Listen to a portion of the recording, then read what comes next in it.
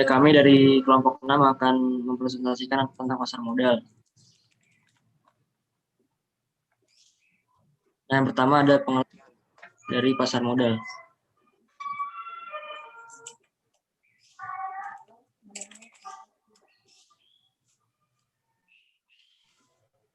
Nah, pasar modal itu secara umum suatu tempat bertemunya para penjual atau emiten dan pembeli atau investor untuk melakukan transaksi dalam rangka memperoleh modal.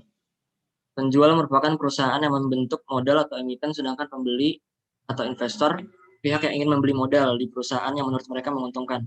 Modal merupakan modal yang bila diukur dari waktunya merupakan modal jangka panjang. Next. Nah, ada instrumen pasar modal. Yang pertama itu saham. Saham merupakan instrumen investasi yang banyak dipilih oleh investor karena saham mampu memberikan tingkat keuntungan yang menarik. Saham merupakan surat berharga yang bersifat kepemilikan. Artinya si pemilik saham merupakan pemilik perusahaan tersebut. Keuntungan yang diperoleh dari saham disebut dividen. Pembagian dividen ditentukan oleh rapat umum pemegang saham atau RPS. Jenis-jenis saham. Dari segi peralihan itu ada dua. Yang pertama saham atas tunjuk atau bearer stock. Saham atas tunjuk itu saham yang tidak mempunyai nama atau tidak tertulis nama pemilik dalam saham tersebut. Yang kedua saham atas nama atau registered stock. Di dalam saham ini tertulis nama pemilik saham tersebut. Untuk dialihkan kepada pihak lain diperlukan syarat dan prosedur tertentu.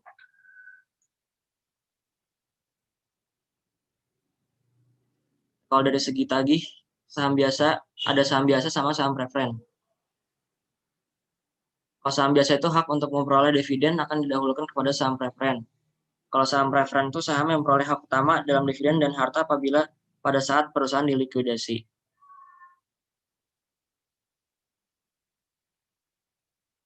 Keuntungan saham. Yang pertama dividen, yaitu pembagian keuntungan diberikan perusahaan berasal dari keuntungan dihasilkan perusahaan.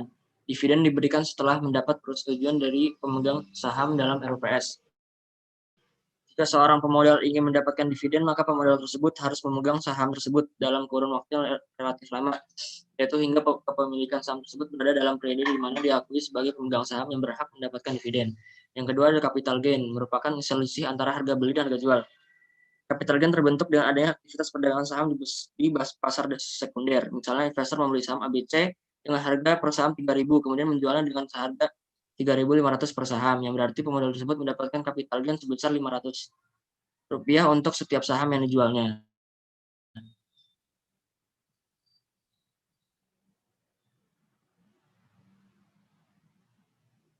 Yang terakhir ada resiko saham.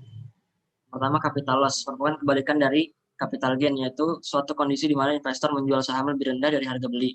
Misalnya saham PT XYZ yang dibeli dengan harga 2.000 per saham, kemudian harga saham tersebut terus mengalami penurunan hingga mencapai 1.400 per saham. Karena takut harga saham tersebut sehingga mengalami kerugian besar Rp600 per saham.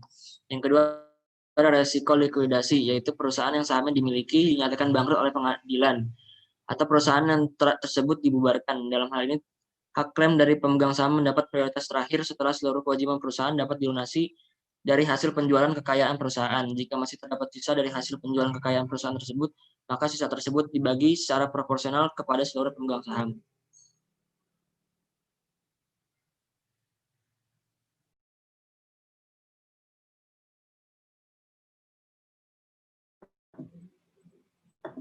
Aku mau lanjutin yang Abdan ya. Jadi di pasar modal itu kan ada saham sama obligasi. Jadi yang obligasi itu yaitu surat berharga obligasi merupakan instrumen utang bagi perusahaan yang hendak memperoleh modal. Keuntungan dari membeli obligasi diwujudkan dalam bentuk kupon.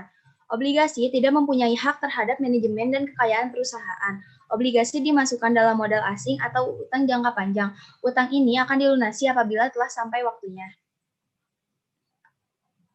Lalu ada karakteristik obligasi, yaitu ada 3. Yang pertama kupon, yang kedua jatuh tempo, dan yang ketiga ada penerbit.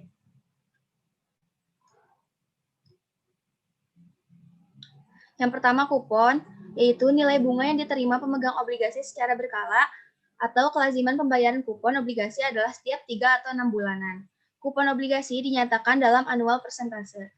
Lalu yang kedua jatuh tempo, tanggal di mana pemegang obligasi akan mendapatkan pembayaran kembali pokok atau nilai nominal obligasi yang dimilikinya. Periode jatuh tempo obligasi bervariasi mulai dari 365 hari sampai dengan di atas 5 tahun. Obligasi yang akan jatuh tempo dalam waktu 1 tahun akan lebih mudah untuk diprediksi, sehingga memiliki risiko yang lebih kecil dibandingkan dengan obligasi yang memiliki periode jatuh tempo dalam waktu 5 tahun. Semakin panjang jatuh tempo suatu obligasi, semakin tinggi kupon atau bunganya. Lalu yang ketiga ada penerbit atau emiten. Mengetahui dan mengenal penerbit obligasi merupakan faktor sangat penting dalam melakukan investasi obligasi retail. Mengukur risiko yang atau kemungkinan dari penerbit obligasi tidak dapat melakukan pembayaran kupon dan atau pokok obligasi tepat waktu atau default risk dapat dilihat dari peringkat obligasi yang dikeluarkan oleh lembaga pemeringkat seperti Pevindo atau Kasnik Indonesia.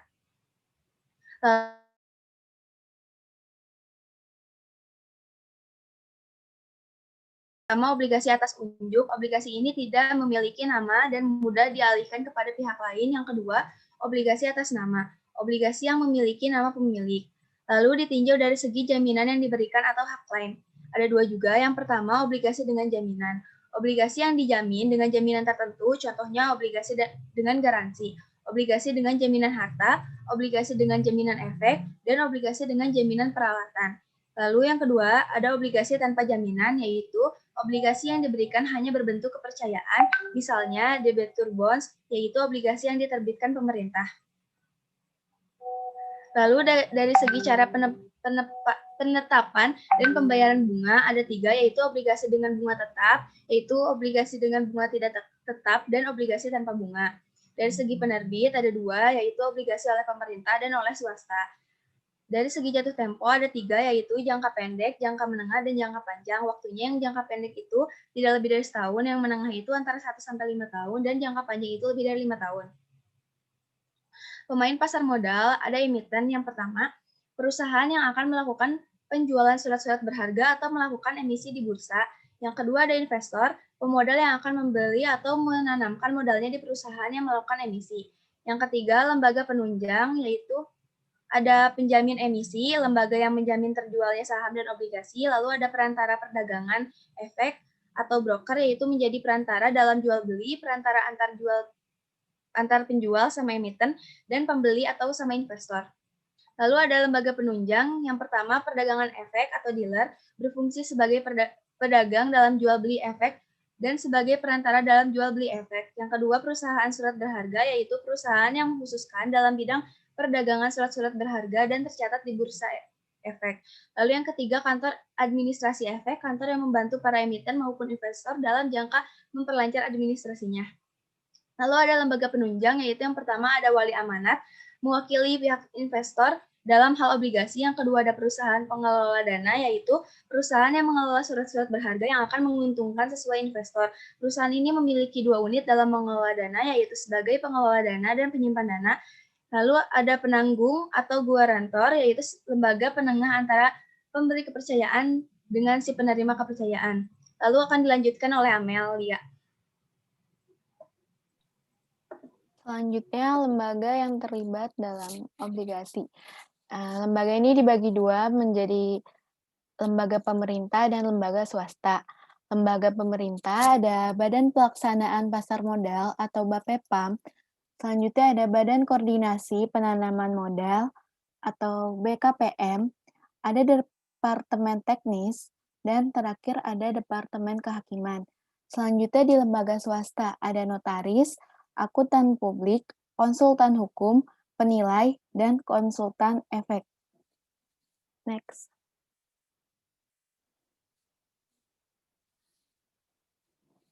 Nah, harga obligasi itu dinyatakan dalam bentuk persentase.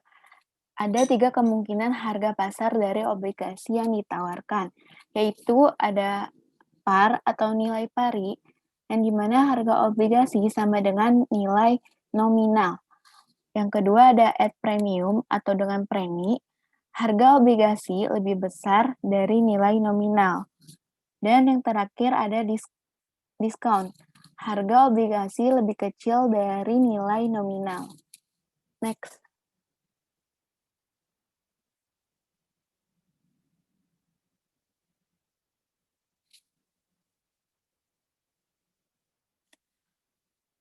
Selanjutnya ada prosedur emisi. Jadi emisi atau penawaran umum atau yang biasa juga disebut go public merupakan proses yang melibatkan lembaga penunjang pasar modal dalam rangka penjualan efek bisa saham dan obligasi. Nah, terus selanjutnya ada tahapan emisi. Yang pertama, tahapan persiapan, ya, dilanjutkan dengan penyampaian letter of intent kepada Bapepam, penyampaian pernyataan pendaftaran, evaluasi dari Bapepam, dan yang terakhir dengan pendapat terbuka. Ada persyaratan emisi. Izin registrasi dan listing diberikan oleh Bapepam setelah memenuhi persyaratan. Setelah itu, emiten harus listing di bursa paling lambat 90 hari setelah izin registrasi dikeluarkan. Next.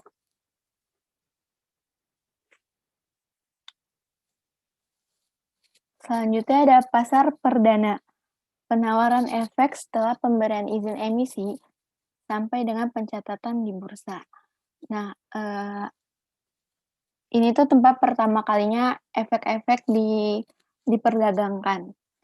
Tahapannya itu yang pertama, pengumuman dan pendistribusian prospektus, masa penawaran, masa penjatahan, masa pengembalian, penyerahan efek, pencatatan efek di bursa, dan sampai ke tahap terakhir yaitu berada di pasar sekunder. Next. Ya, sekian dari kelompok 6 tentang pasar modal.